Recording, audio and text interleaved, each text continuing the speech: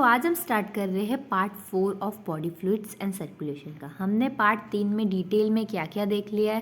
तो पहले हमने देखा ब्लड क्या था, ब्लड सेल्स क्या है, प्लाज्मा क्या है, लिम्फ क्या है, ब्लड ग्रुप्स क्या होते हैं, आरएच फैक्टर डिटेल में देखा। लास्ट में हमने हार्ट के बारे में डिटेल में देखा। अब हम देखने वाले हैं कार्डियक साइकिल। क्या देखने वाले हैं? Cardiac cycle. क्या होता है कार्डियक साइकिल? डिटेल में देखने वाले। How does the heart function. अभी आप कभी सोचा है कि हार्ट फंक्शन कैसे करता है, पूरी बॉडी में ब्लड कैसे जाता है? Let us take a look. अब हम देखने वाले हैं। To begin with all the 4 chambers of heart are in the relax state. अब देखो, ये मैंने इमेजिनरी 4 चैम्बर्स बना दिए हैं, ठीक है? किसके? हार्ट के। क्लियर? ये वाल्स बनाए हैं तो ठीक है, क्लियर है इतना? पहले क्या होगा, जब रिलैक्स स्टेट होता है ना, तब क्या बोलते हैं हम कि हार्ट डायस्टॉल में है। अब जब कॉन्ट्रैक्ट करता है, हार्ट पंप करता है, तब क्या बोलते हैं? सिस्टॉल में है। डायस्टॉल और systole clear? They are in the joint diastole. अब हमने जॉइंट डायस्टॉल क्यों बोला? बिकॉज चारों के चारों चैम्बर ऑफ हार्ट रिलैक्स कर रहे हैं, सब साथ में रिलैक्स कर रहे हैं, तो उसको हम क्या बोलेंगे? Joint diastole. Clear? As the tricuspid and bicuspid valve are open. ये देखो, ये दोनों वाल्व है, वो क्या है? ओपन। क्लियर है? Blood from the pulmonary veins and vena cava. अब पल्मोनरी वेन्स देगी लेफ्ट एट्रिया को ब्लड, और राइट एट्रियम में कौन देगा? कौन देगा? Vena cava. यहाँ पे एक सुपीरियर वेना केवा होता है, नीचे से एक आता है यहाँ पे क्या? Inferior vena cava. क्लियर? दोनों के पास एट्रिया के पास ब्लड पहुँच गया। कहाँ से वो भी समझ गए। फिर वो ब्लड जाता है लेफ्ट एंड राइट वेंट्रिकल। अब लेफ्ट वाला लेफ्ट वेंट्रिकल में जाएगा, राइट वाला लेफ्ट वेंट्रिकल में, ठीक है? राइट वाला राइट में, लेफ्ट वाला लेफ्ट में। Clear? The semilunar valve are closed at this state. अब हमने देखा था कि वेंट्रिकल्स के पास सेमिल्यूनर वाल्व होते हैं, ठीक है? यहाँ से एओर्टा निकलता है, ठीक है? यहाँ से पल्मोनरी ट्रंक निकलता है, तो ये क्या इनके पास है? Semilunar valve. अब तब तक तो क्लोज है, ठीक है? तब तक क्लोज है, जब तक ऊपर से ब्लड आ रहा है धीरे धीरे एट्रिया से वेंट्रिकल में, तब तक क्लोज है। पर धीरे धीरे क्या होगा? प्रेशर बढ़ता जाएगा, बढ़ता जाएगा, बढ़ता जाएगा। जैसे ही उन्होंने प्रेशर ओवरकम कर दिया, देखेंगे प्रेशर ओवरकम का मतलब क्या हुआ, तब ऐसे ही वो ओपन हो जाते हैं, ठीक है? अब समझते हैं हम आगे। The SAN क्या है? SA node now generates an action potential which stimulate both the artery to undergo a simultaneous contraction. अब क्या होगा? जैसे SA node ने अब एक्शन पोटेंशियल जनरेट, हमने देख लिया था लास्ट में एक्शन पोटेंशियल क्या होता है। अब उसने एक्शन पोटेंशियल जनरेट कर दिया तो क्या होगा? अब होगा, बना दिया, अब होगा ये दोनों एट्रियम का कॉन्ट्रैक्शन। अब कॉन्ट्रैक्शन को हम क्या बोलते हैं? सिस्टॉल। क्या बोलते हैं? सिस्टॉल। रिलैक्स स्टेज को हम क्या बोलते हैं? डायस्टॉल। अब क्या हुआ? एट्रिया दोनों का क्या हुआ? सिस्टॉल हुआ। This increase flow of the blood into the ventricles.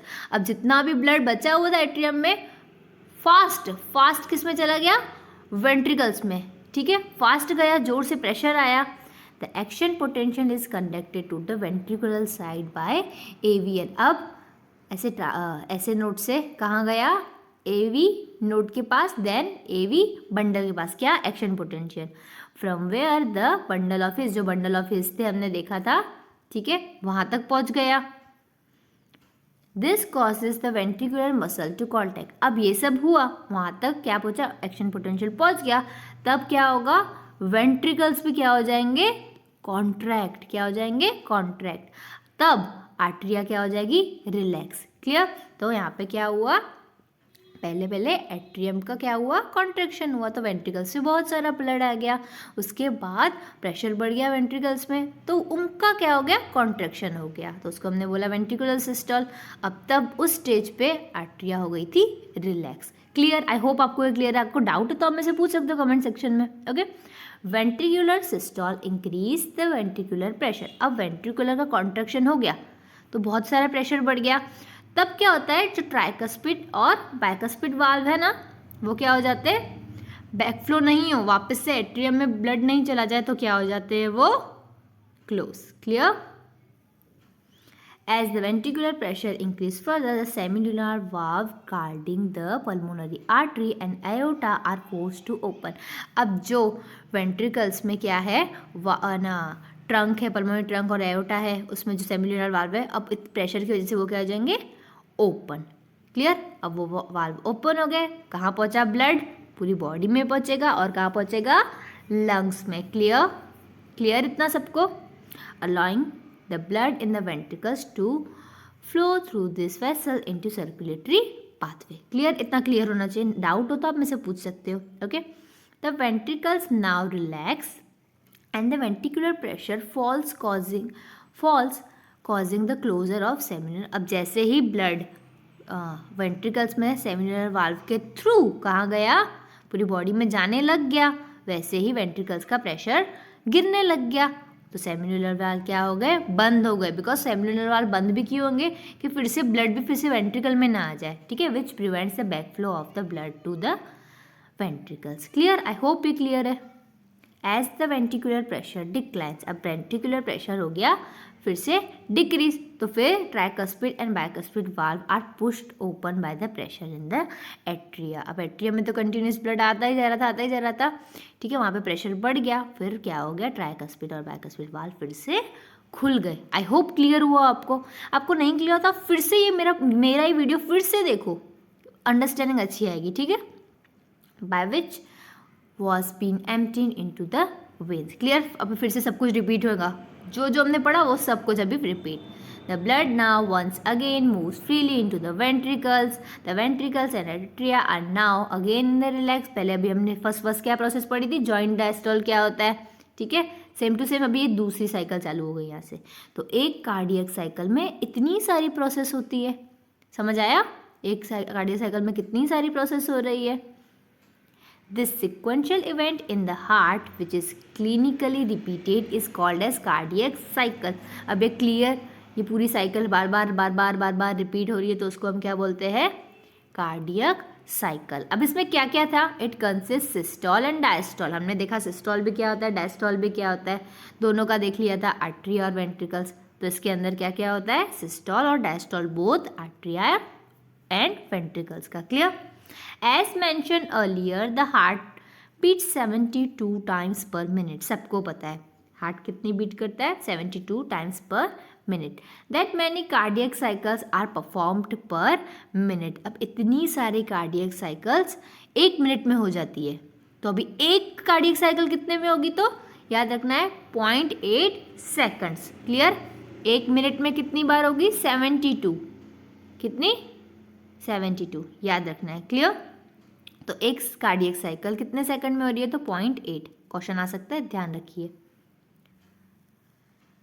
During a cardiac cycle each ventricle pump out approx 70 ml of blood which is called as stroke volume. अब हमने देखा था कार्डियक साइकिल में जब वेंट्रिकल पंप करता है ना blood, जब उसका कॉन्ट्रैक्शन होता है तब क्या होता है, 70 ml ऑफ ब्लड पंप होता है. उसको हम क्या बोलते हैं, स्ट्रोक वॉल्यूम. बहुत इंपॉर्टेंट है स्ट्रोक वॉल्यूम क्या होता है, तो आपको याद रखना है.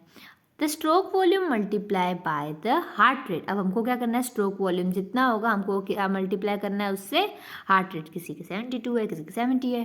ठीक है. अब फिर जो इसका आंसर आया उसको हम बोलते हैं कार्डियक आउटपुट. क्या बोलेंगे हम, cardiac output. Clear. Clear. Therefore, the cardiac output can be defined as the volume of blood pumped out by ventricle per minute. अब क्या हुआ, ध्यान से सुनो. कार्डियक आउटपुट क्या है, तो volume of blood pumped out by each ventricle पर मिनट. तो कितना होता है, अप्रॉक्स 5 लीटर होगा, या तो 5000 ml बोल सकते हैं उसको हम. ठीक है. हेल्दी की बात कर रहे हैं हम. ठीक है. अब इसमें कुछ बीमारी हो गई तो अलग बात है. The body has ability to alter the stroke volume as well as the heart rate and thereby the cardiac output. Clear. Body के पास एबिलिटी होती है कि ये अलग अलग कर सके, स्ट्रोक वॉल्यूम भी थोड़ा अल्टर कर सके. ठीक है. For example the cardiac output of an athlete will be much higher than. अब जो एथलीट है, स्पोर्ट्समैन है समझो. ठीक है. हम ऑर्डिनरी मैन से उनका cardiac cycle of course cardiac output ज़्यादा होगा. क्यों, बिकॉज वो ज़्यादा भागते ये करते, तो हार्ट भी उनका ज़्यादा वर्क करता है।